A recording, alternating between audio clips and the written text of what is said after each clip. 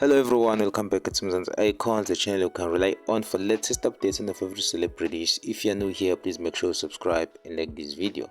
And so a video has been trending on TikTok of a lady speaking on the matter of Cwecwe's case. And so without wasting your time, watch this video and let me know what you think about this after. Dumelang, my name is Fezile Mncube and I will be talking about the Cwecwe case. I know I received a lot of DMs, I received a lot of calls, people calling me and asking me to please look into the Cwecwe case. Now you need to understand that I couldn't do it at that time because already the case had received a lot of social media attention and I didn't want to put myself out there just, I also needed to protect myself as well as the how sensitive the case was. The last thing that the family needs is to was to hear something that might bring them back to that pain once again, even though it is an ongoing investigation.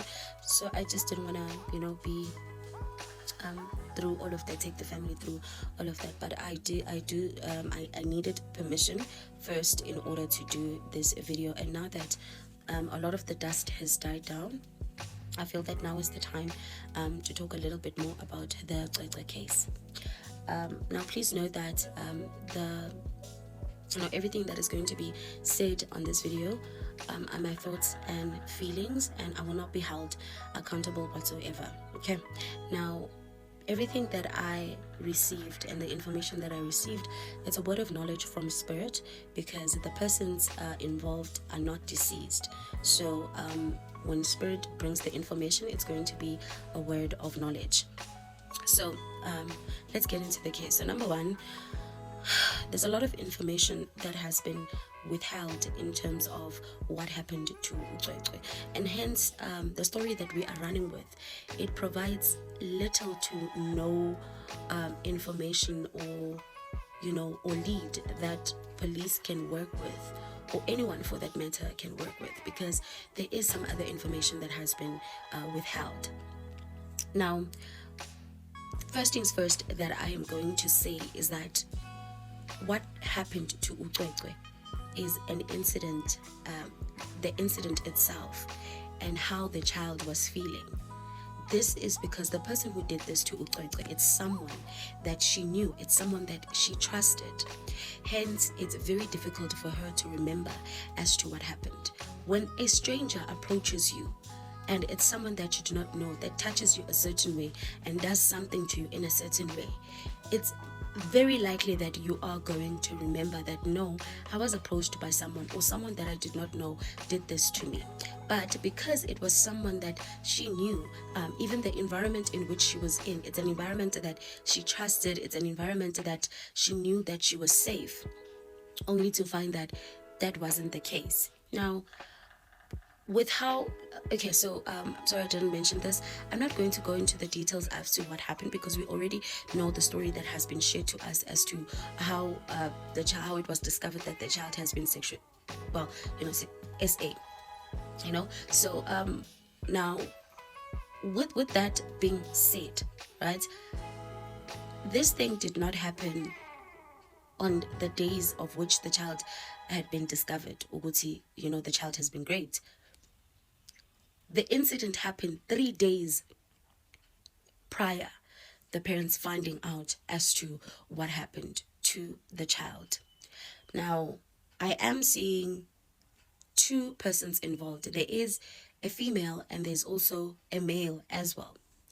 Another thing as well that we're going to go by is that a child has been raped. Great. The first thing that we think about is that it must be a male, right? But let me not go deeper into that one. I want to go back to the principal, as well as the caretaker, as well as the transport guy. Now, with regards to the principal was in no way involved in this at all. The principal was just a matter of thinking about the reputation of the school.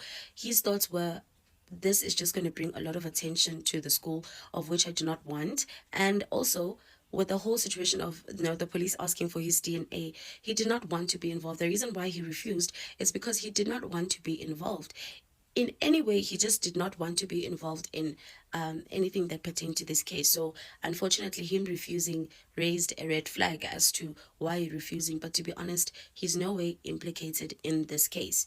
So as the caregiver as well as the transport guy, none of these people are involved in the the SA of Cwecwe. What happened to Cwecwe? It's something that has to do with her family. Now, another thing that Spirit told me in terms of this, it has a lot to do with the parents itself. This is something that has been, I would say, this is an ongoing battle against the family, against the mother. Hence, I'm saying that there's a lot of information that has been withheld from us. It could have easily been spotted when the child was bathed that there is something wrong with the child. It could have easily been spotted that the child is not okay. This was only discovered on Tuesday that, okay, the child is not feeling well. The mother needs to look around the people that take care of Cwecwe, as well as the people that are within her circle, because this is an act of passion. It's a crime of passion. This is something that was done deliberately, that was planned, because the child was given something in such a way that to numb the pain. The pain was numbed, and this was something that was properly planned by the perpetrator. And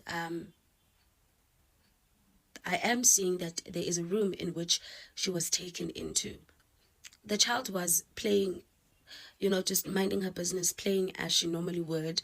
And I am seeing that she was called into the house, because I am seeing a house. She was called into a house, a building, and then she was led into that. And I can see there's a conversation that is going on. The child is even laughing with the person, because this is somebody that she trusts, somebody that she knows.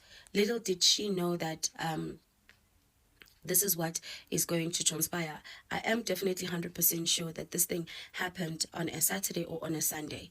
That is when the incident happened. It happened on a Saturday or on a Sunday, because then everyone was there. There was a lot of people. There was a lot of up and downs that were happening in the space of which she was there.